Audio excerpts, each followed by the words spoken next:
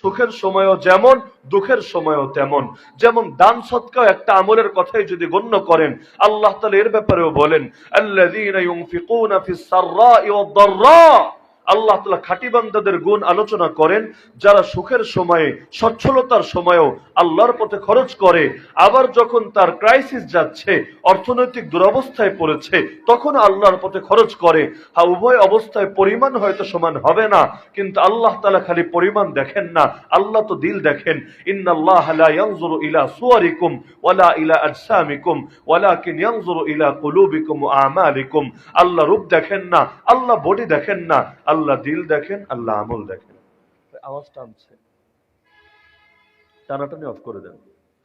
যার কারণে তাবুকের যুদ্ধের সময় আবু বকর রাদিয়াল্লাহু আনহু যে দান করেছিলেন, পরিমাণের বিবেচনায় সেটা ওমর রাদিয়াল্লাহু আনহু চাইতে কম ছিল। কিন্তু ওমর রাদিয়াল্লাহু আনহুকে রাসূল জিজ্ঞেস করেছিলেন, কি নিয়ে এসেছো আর কি রেখে এসেছো? তিনি বললেন, অর্ধেক নিয়ে এসেছি, অর্ধেক রেখে এসেছি। আবু বকর রাদিয়াল্লাহু আনহুকে জিজ্ঞেস করলেন, তুমি কি নিয়ে আসলে আর কি রেখে আসলা? তিনি বললেন, আমার ঘরে আল্লাহ এবং তার রাসূলকে রেখে এসেছি। তো পরিমাণের বিবেচনায় যদিও ছিল কম, কিন্তু ওমর রাদিয়াল্লাহু আনহু স্বীকার করলেন, আজ ভেবেছিলাম আমি আবু বকরকে পেছনে ফেলবো, কারণ আবু বকর ইতিপূর্বে দান করতে করতে তার সমুদায় সম্পত্তির পরিমাণে কম ছিল, কিন্তু এখন আমি নিশ্চিত হলাম আবু বকরকে পেছনে ফেলা আমার সাধ্যের কথা না। দুনিয়ার মধ্যে অনেক সময় শিরিক চালু হয়ে যায় শুধুমাত্র আল্লাহকে দূরে মনে করার কারণে। মক্কার মুশরিকদের হালতটা কেমন ছিল? মক্কার মুশরিকরা তো আর নাস্তিক ছিল না যে আল্লাহর অস্তিত্বে বিশ্বাস করত না, বরঞ্চ অস্তিত্বে বিশ্বাস করত, এর কথা ঘোষণাও দিত। কোরআন খুললে আপনি পাবেন, ওয়ালা ইন সাআলতাহুম মান খালাকাস সামাওয়াতি ওয়াল আরদ ওয়াসাখখারাশ শামসা ওয়াল কামারা লায়াকুলুন্না আল্লাহ।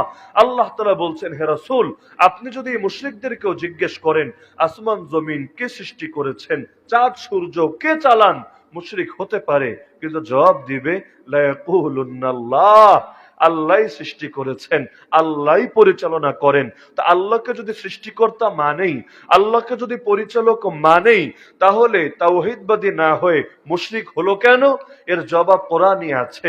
তাদের ধারণা ছিল, আরে আল্লাহ হলেন সব রাজারও রাজা, দুনিয়ার সব রাজার প্রাণ যার হাতে, নিয়ন্ত্রণ যার হাতে, মালিকুল মুলক যিনি, তাকেই তো আল্লাহ বলে, তাকেই তো রব বলে। তো দুনিয়ার রাজা পর্যন্ত তো ডাইরেক্ট যাওয়া যায় না, লিঙ্ক ধরা লাগে, ভায়া ধরা লাগে, না হলে আর রাজা তো দূরের কথা, রাজার নিচে যেগুলো থাকে বিভিন্ন মন্ত্রী, বিভিন্ন এমপি, এদের পর্যন্তই তো ডাইরেক্ট পৌঁছা যায় না, ভায়া ধরা লাগে, পিএস ধরা লাগে, লাইন ধরার জন্য চেষ্টা করা লাগে। আল্লাহ এত বড় তিনি, তার পর্যন্ত ডাইরেক্ট যাব কিভাবে? আমার মতো পাপীর ডাক কি তিনি শুনবেন? তো কি করতে হবে? মা না'বুদুহুম ইল্লা লিয়ুকাররিবুনা ইলাল্লাহি যুলফা। এবার বিভিন্ন ওলিকে সন্তুষ্ট করতে হবে, এই দেবদেবীকে খুশি করতে হবে, তারা আমাদেরকে আল্লাহ পর্যন্ত পৌঁছে দেবে। এমনকি যাদের মূর্তি তারা বানিয়ে নিয়েছিল, সবাই যে খারাপ মানুষ ছিল এমন না, বরঞ্চ প্রায় সকলে ভালো মানুষ ছিল। ভালো মানুষদের মূর্তি তারা বানিয়েছিল কেন? তাদের ধারণা ছিল এই মানুষগুলো যতদিন দুনিয়াতে ছিল তারা মুস্তাজাবুদ দাওয়া ছিল, দোয়া করলে আল্লাহ তাদের দোয়া কবুল করত। এখন তারা দুনিয়াতে নাই, কিন্তু তারা বরজাখের মধ্যে তো জিন্দা আছে, এলিয়িনের মধ্যে জিন্দা আছে। এখন যদি তাদেরকে খুশি করতে পারি, সন্তুষ্ট করতে পারি, তারা সুপারিশ করবে আল্লাহর কাছে, আল্লাহ এরা হলো আমার কাছের লোক, তুমি এদেরকে কিছু বলো না। মাঝে মধ্যে ট্রাফিক পুলিশ যদি আটকায়, কাগজপত্রে ঠিক না থাকে, অনেক সময় ফোন ধরিয়ে দেয়, এই কথা বলেন তো। তো এখন ফোনের মধ্যে বলে দেয়, আরে আমার লোক, কিছু বলো না, ছেড়ে দাও, এবারের মতো রাগারাগির দরকার নেই, জরিমানা দরকার নেই, মামলা দেওয়ার দরকার নেই, আগামীতে সব ঠিক হয়ে যাবে। তো এখন একটা ফোন পেলে দুনিয়ার পুলিশে যেমনে ছেড়ে দেয়, এভাবে ওই ওলিরা ফোন করে দিলে কবরের আর জাহান্নামের ফেরেশতারাও তারে ছেড়ে দেবে, তাকে পথ করে করে জান্নাতে ঢুকিয়ে দেবে। এমনটা ছিল তাদের ধারণা। এখন সেই মানুষগুলো তো দুনিয়া থেকে চলে গেছে, তাদেরকে পাবে কেমনে? এখন তাদের চেতনাকে জিন্দা রাখার জন্য এরা এদের বিভিন্ন মূর্তি, বিভিন্ন ভাস্কর্য, বিভিন্ন প্রতিকৃতি বানিয়ে নিয়েছিল। কারণ সামনে মূর্তি থাকলে, ভাস্কর্য থাকলে চেতনা জিন্দা রাখা সহজ হয়। আজকের বাংলাদেশ ভাস্কর্য দিয়ে ভরে যায় নাই? গিয়েছে কিনা? এমন কোন জেলা আছে, এমন কোন থানা আছে যেখানে কারো না কারো ছবি, কারো না কারো প্রতিকৃতি, কারো না কারো মূর্তি, কারো না কারো ভাস্কর্য নাই? কেন বানায়? এগুলো বানাতে টাকা লাগে না? নাকি মাগনা মাগনা হয়ে যায়? টাকা লাগে, 1-2 টাকা দিলে হয় না, লাখ লাখ কোটি কোটি টাকা পর্যন্ত লাগে। এই টাকাগুলো কি আসমান ফুটা হয়ে আসে অথবা জমিন ফাঁক হয়ে বের হয়? কোত্থেকে আসে? এই আপনার মাথার ঘাম পায়ে ফেলে রক্তকে পানি করে যে টাকা আপনি উপার্জন করেন আর এগুলোকে কর হিসাবে তাদের হাতে দিয়ে থাকেন, এগুলো দিয়েই আপনার বাড়ির টিনের ব্যবস্থা না করে, আপনার সন্তানের পড়ালেখা চিকিৎসার ব্যবস্থা না করে, আপনার উন্নত জীবনযাপনের ব্যবস্থা না করে এগুলো দিয়ে মূর্তি আর ভাস্কর্য বানানো হয় কেন? ব্যাখ্যা এটাই দেবে, এগুলো দেখলে চেতনা আসবে, এগুলো দেখলে তাদের ইতিহাস আর স্মরণ জিন্দা থাকবে। তো যেই উদ্দেশ্য নিয়ে আজকের যুগে ভাস্কর্য বানানো হয়, একই উদ্দেশ্য নিয়ে মুশরিকরাও তৎকালীন যুগে মূর্তি বানাতো।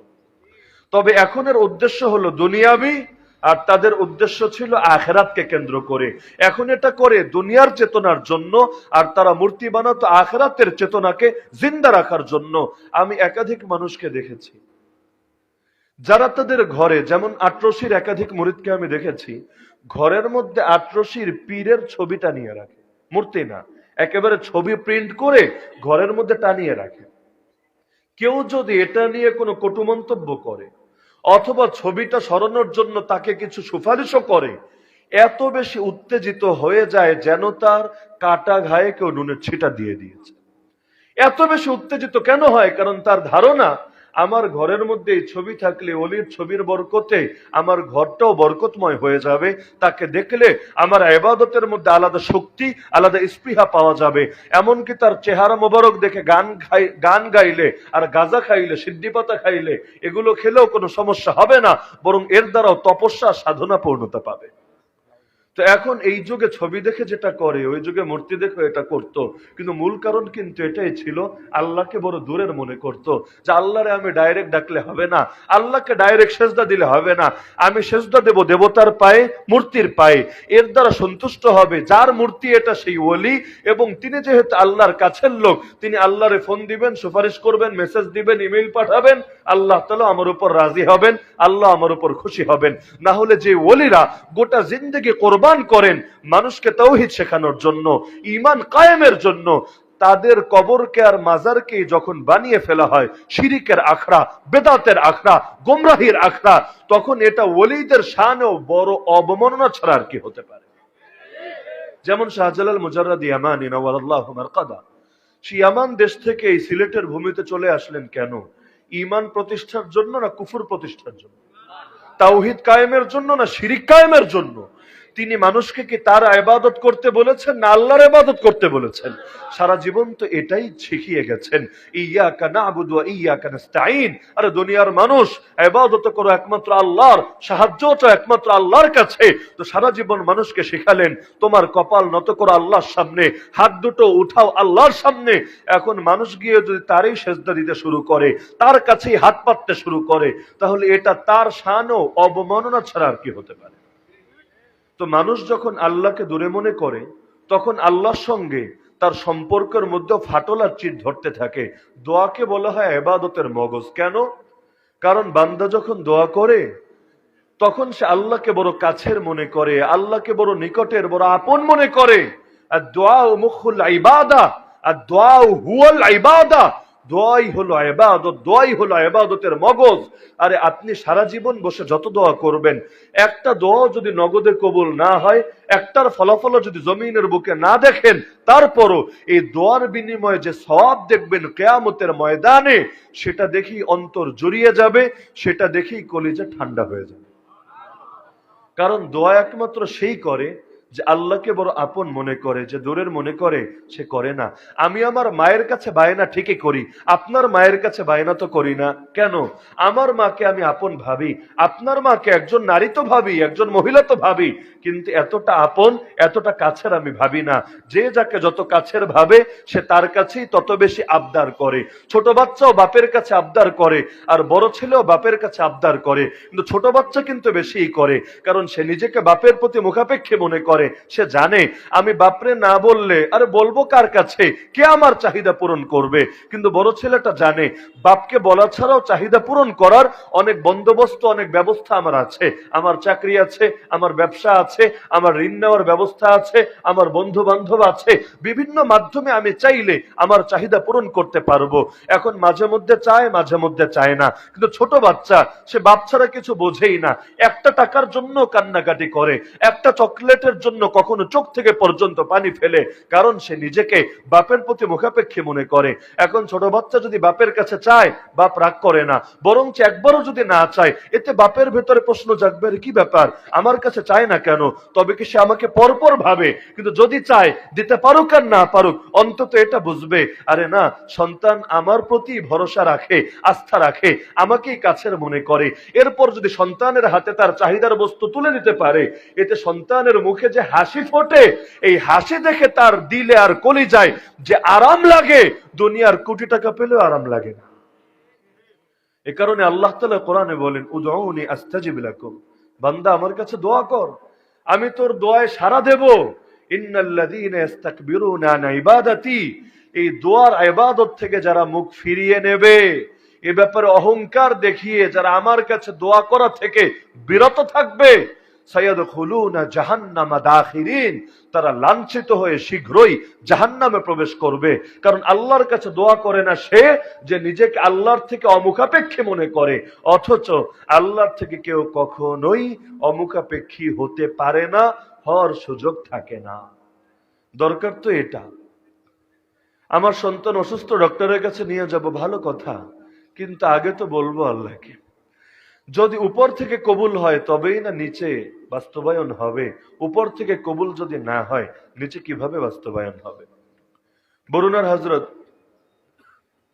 একেবারে শেষ জীবনে গিয়ে, সে 2020 সালে করোনার টাইমে, যখন সব ডাক্তারদের বোর্ড বসেছে তার ব্যাপারে সর্বোচ্চ চিকিৎসা এবং সর্বোচ্চ সুব্যবস্থা কিভাবে করা যায় এটা নিয়ে পরামর্শ করতে, সেই সময় তিনি তাদেরকে বলছেন, শোনো, আল্লাহ তাআলা আমার এমন কিছু দেখিয়েছেন যা দেখে আমার অন্তরটা ঠান্ডা আর প্রশান্ত হয়েছে, আর আমি এটা নিশ্চিত হয়ে গেছি আমার আল্লাহ আমাকে শীঘ্রই ডাকবেন, তার কাছে তুলে নেবেন।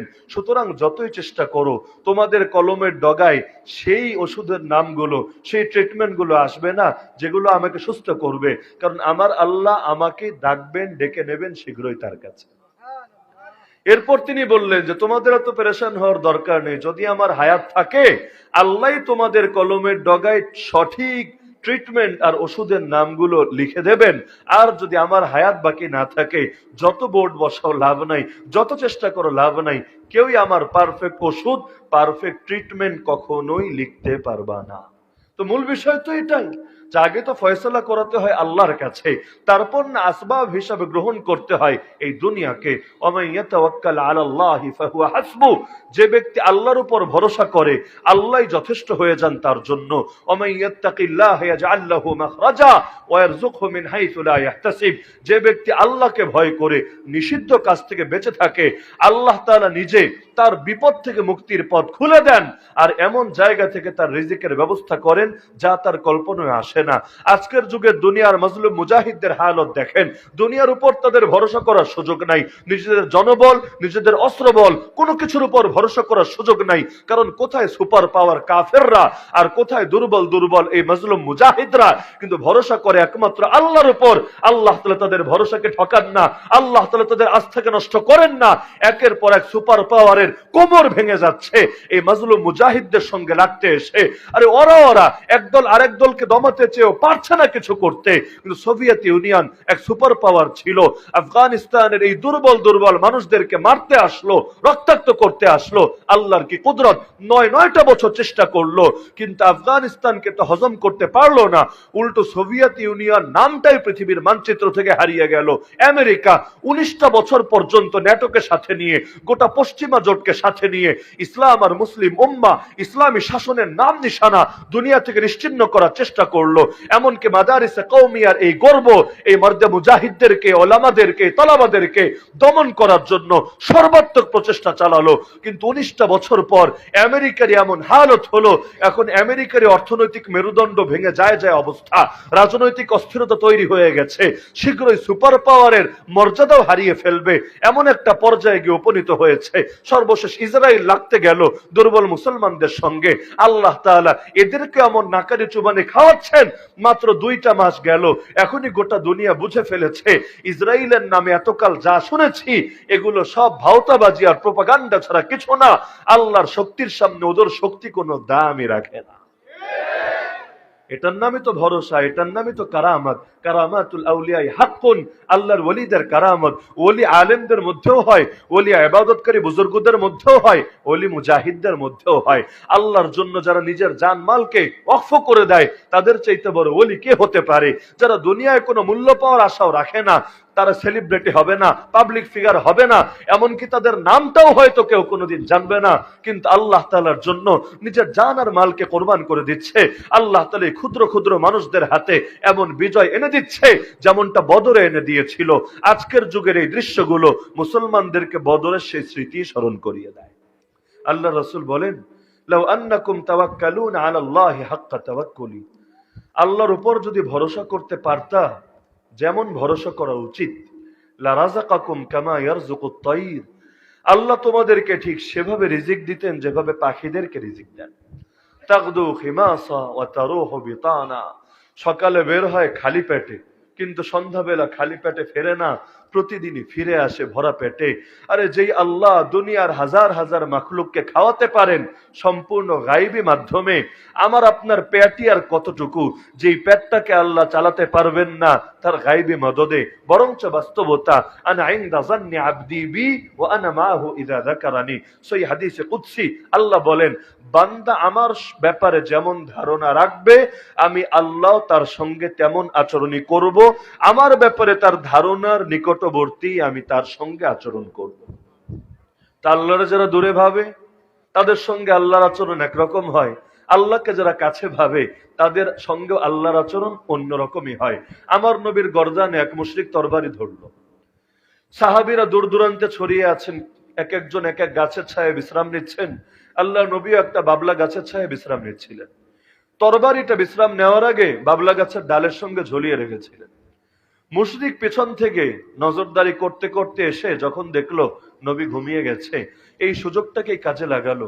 আল্লাহ নবীর তরবারিটাই গাছের ডাল থেকে নিয়ে কোষমুক্ত করে এবার নবীর গর্দানে ধরে বলল, মাইয়ামনাউকা মিন্নি ইয়া মুহাম্মদ, হে মুহাম্মদ তোরে কে বাঁচাবে আমার হাত থেকে, কে? আল্লাহ নবী সাল্লাল্লাহু আলাইহি সাল্লামকে এই পাগল ভেবেছে বাঁচায় তার সাহাবীরা, তো সাহাবীরা তো দূর দূরান্তে ছড়িয়ে ছিটিয়ে আছে, এখন নবীরে বাঁচাবে কে? কিন্তু বাঁচানোর মালিক তো একজনই, কে? তিনি। দুনিয়ার লোকে ভাবে আমারে বাঁচায় ও, আমারে বাঁচায় সে, আমারে বাঁচায় অমুক, আমারে বাঁচায় তমুক, কিন্তু বাঁচানোর মালিক তো একজনই। হায়াত যার হাতে, মৌত তার হাতে। তার পক্ষ থেকে ফয়সালা না আসলে কেউ কাউরে জীবনও দিতে পারে না, কেউ কাউরে মরণ দিতে পারে না। আল্লাহ যদি কোনো বুলেটের গায়ে আমার নাম লিখে না রাখে, গোটা দুনিয়ার সবাই মিলে যদি ব্রাশ ফায়ারও চালাতে থাকে, ওদের বন্দুকের সব গুলি ফুরাবে, কিন্তু আমারে মারতে কেউ সক্ষম হবে না। নবী নূহ আলাইহিস সালাম পুত্রকে বলেছিলেন, আয় বেটা নৌকায় ওঠ। ছেলে বলে, আরে তোমাদের মোল্লাদেরকে নিয়ে আর পারা গেল না। সাআউই ইলা জাবালি ইয়াসিমুনি মিনাল মা, তোমরা জ্ঞান বিজ্ঞান ফিলোসফি কিছুই বোঝো না, আমি পাহাড়ে আশ্রয় নেব। পাহাড় নাকি বাঁচাবে? আল্লাহ বাঁচাবে না, পাহাড় বাঁচাবে। ফলাফল স্পষ্ট। নবী নূহ বললেন, লা আসিমাল ইয়াউমা মিন আমরিল্লাহ ইল্লা মান রাহিম, আরে আমার ছেলে, আল্লাহর আযাব থেকে আজকে কেউ কাউকে বাঁচাতে পারবে না, আজকে বাঁচবে একমাত্র সে যাকে রহম করবেন স্বয়ং আল্লাহ। কিন্তু হুজুরদের কথা দুনিয়াদারদের কাছে সবসময় ভালো লাগে না, বিরক্ত হয়। হুজুরদের কথারে সেকেলে মনে হয়, অবৈজ্ঞানিক মনে হয়, অসামাজিক মনে হয়, কিন্তু সময় বারবার স্পষ্ট করে দেয় হুজুরদের কথাটাই সহি হিসাবে প্রমাণিত হয়। বিজ্ঞানীদের কথা, বুদ্ধিজীবীদের কথা, রাজনীতিবিদদের কথা, প্রযুক্তিবিদদের কথা ভুল হতে পারে, কিন্তু কোরআন এবং সুন্নাহর আলোকে ওলামারা, নবী রাসূলরা, সাহাবী, তাবেঈ, তাবে তাবেঈরা, ইমামরা যে বক্তব্য প্রদান করেন সেটা কখনো ভুল হতে পারে না। যেমন দুনিয়ার চোখে দেখা যাচ্ছে মুসলমানরা দুনিয়ার মধ্যে সবচাইতে বেশি মাজলুম, সবচাইতে বেশি পিছিয়ে পড়া জাতি। কিন্তু আমার নবী বলেছেন, কেয়ামতের আগে শহর বা গ্রামের এমন একটা ঘরও বাকি থাকবে না যেখানে আমার আল্লাহ ইসলামের কালিমা প্রবেশ করাবেন না। লা ইয়াতরুকুল্লাহু বাইতা মাদারিন ওয়ালা ওয়াবার ইল্লা আদখালাহুল্লাহু কালিমাতাল ইসলাম। তার মানে শহর এবং গ্রামে প্রতিটা ঘরে ঘরে ইসলামের বিজয় হবে, ইসলামের ঝান্ডা সমুন্নত হবে। দুনিয়ার নজরে দেখলে এটাকে সম্পূর্ণ অসম্ভব, ইম্পসিবল মনে হতে পারে, কিন্তু যারা বিশ্বাস রাখে নবীর হাদিসের উপর, তাদের কাছে মোটে অসম্ভব না, বরঞ্চ পুরোপুরি সম্ভবই মনে হতে থাকে। তারা জানে আর এই লড়াই মুসলমানের সঙ্গে কাফেরের লড়াই না, এই লড়াই রহমানের সঙ্গে শয়তানের শক্তির লড়াই। সুতরাং এই লড়াইয়ে আল্লাহর বিজয় অপরিহার্য। ওয়ালিল্লাহিল ইজ্জাতু ওয়ালিরাসূলিহি ওয়ালিল মুমিনিন ওয়ালাকিন্নাল মুনাফিকিনা লা ইয়াফকাহুন। বিজয় এবং ইজ্জত আল্লাহর, তার রাসূলের আর মুমিনদের, কিন্তু এই বাস্তবতা মুনাফিকরা বুঝতে পারে না। আমার নবীর পেটে যখন দুইটা পাথর বাঁধা, সাহাবীদের পেটেও পাথর বাঁধা, ক্ষুধার জ্বালায়, অথচ আরেকদিকে গর্ত খনন করছেন, বিশাল বিশাল গর্ত, মাটি আবার পাথুরে মাটি, আমাদের এই স্বাভাবিক মাটির মতো না। আল্লাহ নবী ও সাহাবীদের সঙ্গে মিলেমিশে কাজ করছেন, কারণ সময় বড় কম, যে কোনো সময় দুশমনের সম্মিলিত বাহিনী অ্যাটাক দিবে। আর গর্ত খোঁড়ার আগে যদি বাহিনী চলেই আসে, ওরা মদিনায় ঢুকে যাবে। মদিনায় ঢুকে গেলে নারী শিশুদের হালও তো বিপদের মুখে পড়ে যাবে।